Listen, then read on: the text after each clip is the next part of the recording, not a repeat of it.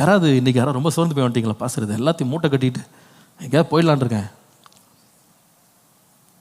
இதெல்லாம் எதுக்கு பாஸ்டர் நான் கஷ்டப்பட்டுக்கிட்டு இருக்கணும்? கர்த்தர் சொல்கிறார், உங்களுக்கு தெரியாதா உன் மூலமாக இத்தனை பேர் ஆசீர்வதிக்கப்படுறாங்க. ஒருவேளை சில பேர் இன்றைக்கி ஒரு வியாபாரத்தை எடுத்துக்கிட்டு இதெல்லாம் எதுக்குங்க செய்யணும்? இவ்வளோ போட்டி பொறாமல் கஷ்டம், நான் இந்த வயசுக்கு மேலே எதுக்கு செய்யணும்? ஆனால் கர்த்தர் சொல்லுவார், நீ செய்கிற வேலையினால் எத்தனை பேர் பழைக்கிறான் தெரியுமா? எத்தனை பேர் ஆசீர்வதிக்கப்படுறான். போராடு, நல்ல போராட்டம் போராடு, விட்டுறாத. உனக்காக அல்ல, அநேகருடைய ஆசீர்வாதத்துக்காக. பவுல் அதான் சொல்லுவார், எனக்கு உண்மையான ஆசை என்னன்னு பவுல் சொல்கிறாருன்னா, இந்த தேகத்தை விட்டு பிரிந்து கர்த்தர்ட்ட போகணும், அதான் எனக்கு பிரியம். ஆனால் உங்களோடு இருப்பது எனக்கு ரொம்ப பிரயோஜனம். அதனால நான் இன்னும் போராடுறேன், நல்லா போராடுறேன். இன்றைக்கு ஆண்டவர் நம்ம எல்லாரையும் நல்ல போராட்டத்தை கொண்டு போவாராக.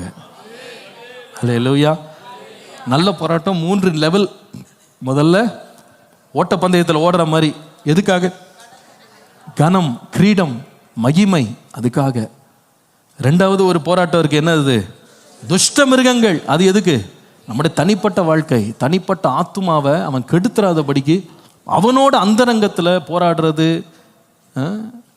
பொய்யான உபதேசங்களோட போராடி நின்று ஜெயிக்கிறது, துஷ்ட மிருக போராட்டம். 3வது ஒரு போராட்டம் இருக்கு,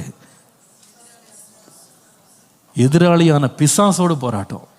அவன் தனியாக வர்றதில்லை, வான லோகத்தின் அந்தகார சேனைகளோடு நமக்கு போராட்டம் இருக்கு. You are not alone, you are an army and you are not fighting for yourself, you are fighting for somebody bigger than you, something bigger than you. உங்களை விட ஒரு பெரிய காரியத்துக்காக நீங்கள் போராடுறீங்க. ஒரு சின்ன பிரச்சனை, ஒரு சின்ன வார்த்தை வந்துருச்சுனே சோர்ந்து போயிடாதீங்க. பாஸ் இந்த மாதிரி ஒரு வார்த்தை என்ன சொல்லிட்டு போயிட்டாங்க பாஸ், இப்படி டிசப்பாயிண்ட் பண்ணிட்டு போயிட்டாங்க பாஸ், இப்படி டிஸ்கரேஜ் பண்ணிட்டு போயிட்டாங்க, எல்லாத்தையும் விட்டு போயிடலான் இருக்கேன், எல்லாத்தையும் மூட்டை கட்டிட்டு வச்சுட்டு போயிடலாம். It's not about you, it's something figure than you. ஆண்டவரே, போராட்டம் இல்லை, நல்ல போராட்டம் போராடுற கிருபை தாங்க. கர்த்தர் நல்லவர். ஹல்லேலூயா. எத்தனை பேர் வாஞ்சிக்கிறீங்க நல்ல போராட்டம் போராடணும்? ஹல்லேலூயா. என்ன போராட்டம்? சும்மா போராட்டம் இல்லை, எல்லாருக்கும் தான் போராட்டம் இருக்கு. ஆனால் நாம் எதுக்கு அழைக்கப்பட்டோம்னா நல்ல போராட்டம் போராடணும். நல்ல போராட்டத்தில் 3 படிகள் இருக்குன்னு சொன்னேன். முதல் போராட்டம் நம்முடைய கனத்துக்காக. தேவனுக்கு முன்பாக நான் மகிமையாக நிற்கணும், அவருக்கு முன்பாக நான் வெட்கப்பட்டுறக்கூடாது, நான் கௌரவமாக மகிமையாக நிற்கணும். அதுக்கு ஆண்டவரே எனக்கு ஞானம் தாரும். அந்த ஞானத்தினால் என் பணத்தை, என் பொருளை கையாள கிருபை தாரும். எனக்கு ஞானம் தாங்க ஆண்டவரே அப்படின்னு கர்த்தர்ட்ட கேட்கணும். 2வது போராட்டம் சொன்னேன், நம்முடைய தனிப்பட்ட அந்தரங்க வாழ்க்கைக்கு விரோதமாய், நம்முடைய வசனத்துக்கு விரோதமாய், விசுவாசத்துக்கு விரோதமாய் எழும்பி வருகிற துஷ்ட மிருகங்களோட போராட்டம். You have to fight it. போராட்டமே இல்லாமல் ஈஸி வே அப்படின்னு ஒன்றுமே கிடையாது. You have to fight it. அந்தரங்க போராட்டங்கள் இல்லாமலாம் யாருமே கிடையாது. Everybody has a fight inside. போராடி ஜெயிக்க கிருபை தாங்க. சோர்ந்து போயிடக்கூடாது.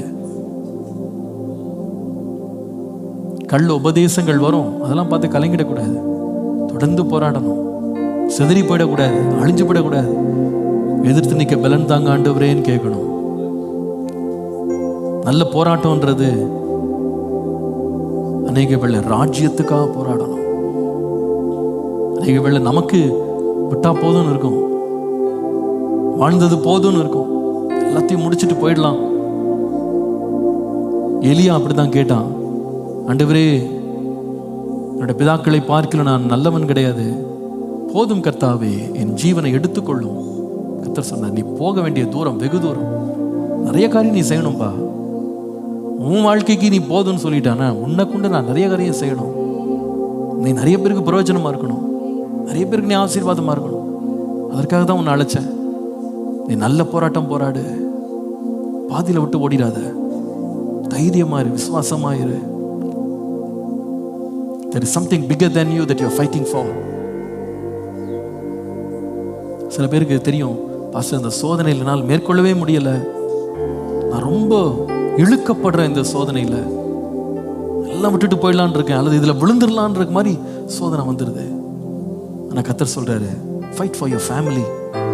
உன் குடும்பத்துக்காக நீ போராடு, உன் பிள்ளைகளை பாரு, உன்னை நம்பி இருக்கிற உன் மனைவி, உன் கணவன், உன் குடும்பத்தை பாரு, அவங்களுக்காக நீ போராடு. தன்னலமா இருக்காது. நான் மட்டும் ஓடினா போதும், நான் மட்டும் ஜெயிச்சா போதும் கிடையாது. There are some things you sacrifice for others. மற்றவர்களுக்காக நான் தியாகம் பண்றேன். நம்முடைய இரட்சகராகிய இயேசு கிறிஸ்து இந்த உலகத்தின் மேல் அன்பு வைத்து நம்முடைய ஜீவனை நமக்காக கொடுத்தார். அதனால தான் நம்ம நிற்கிறோம். He fought for us. நல்ல போராட்டத்தை அவர் போராடினார். அப்போஸ்தலனாகிய பவுல் பாருங்க, நல்ல போராட்டத்தை அவர் போராடினார். உங்களுக்கு தெரியுமா, அந்த பிலிப்பிய ஜெயிலில் அவர் உட்கார்ந்து அந்த வசனங்கள்லாம் எழுதும்போது அவர் கையை பக்கத்தில் உள்ள ஒரு போர் சேவகனோடு சங்கிலியில கட்டி வச்சிருந்தாங்க. One of his hands was tied with chains. ஆனா அந்த ஒரு கை அவர் கட்டப்பட்டா, கால் கட்டப்பட்டா கூட இருந்த இன்னொரு கையை வச்சு அவர் சபைகளின் ஆசீர்வாதத்துக்காக எழுதிக்கிட்டே இருந்தார். எத்தனையோ பேர் அவரை விட்டு தனிப்பட்ட விதமா போயிட்டாங்க. எத்தனையோ பேர் அவரை கைவிட்டாங்க. எத்தனையோ பேர் அவரை மறந்துட்டாங்க. அவருக்கு விரோதமாலாம் செயல்பட்டாங்க. அவருக்கு விரோதமா பொய்யான வழக்குகள்லாம் போட்டு ரோம அரசாங்கங்கள்கிட்ட போய் இவரை பத்தி பொய்யான காரியங்களை சொல்லி கலகம்லாம் பண்ணாங்க. அவர் மட்டும் தனி அறையில் அடைக்கப்பட்டிருந்தா கூட சபைகளை குறித்த பாரத்தினால நிறைந்து எழுதிக்கிட்டே இருந்தார். அந்த விளைவுதான் நம்முடைய வேதத்தில் 13 நிருபங்களை இன்றைக்கு வரைக்கும் நம்முடைய ஆவிக்குரிய ஆசீர்வாதமா நம்ம சுமந்துட்டு இருக்கிறோம். Because he sacrificed his life. He said, I'm not going to fight for myself, I'll fight for my people. சபைக்காக நான் போராடுவேன், தேவ ராஜ்யத்துக்காக நான் போராடுவேன். இன்னைக்கு யாராவது ஏதாவது ஒன்றை தோய்ந்து போய் வந்திருக்கீங்களா? சோர்ந்து போயிட்டீங்களா? கவலைப்படாதீங்க. நல்ல போராட்டம் போராடுங்க. முடிவிலே கர்த்தர் ஜெயத்தை தருவார். அல்லேலூயா. பவுல் சொல்றார், ஓட்டம் முடியதான் போது எல்லாருக்கும், ஆனா நல்ல போராட்டம் போராடி தான் ஓட்டத்தை முடிக்கணும். நீங்க போராடுறீங்களோ இல்லையோ வாழ்க்கை முடிஞ்சிடும். பட் வாழ்ற காலத்துல போராடிட்டு தான் வாழணும். அது நல்ல போராட்டம் போராடிடணும். ஓட்டத்தை முடிச்சுட்டு விசுவாசத்தை காத்துக்கிட்டு அவர் சொல்றாரு, எனக்கா கர்த்தர் நீதியின் கிரீடத்தை வச்சிருக்கிறார். அல்லேலூயா. அதை நான் பெறணும். நல்ல போராட்டம் போராடணும். கரங்களை உயர்த்தி எல்லாம் ஜெபம் பண்ண ஆரம்பிக்கலாம்.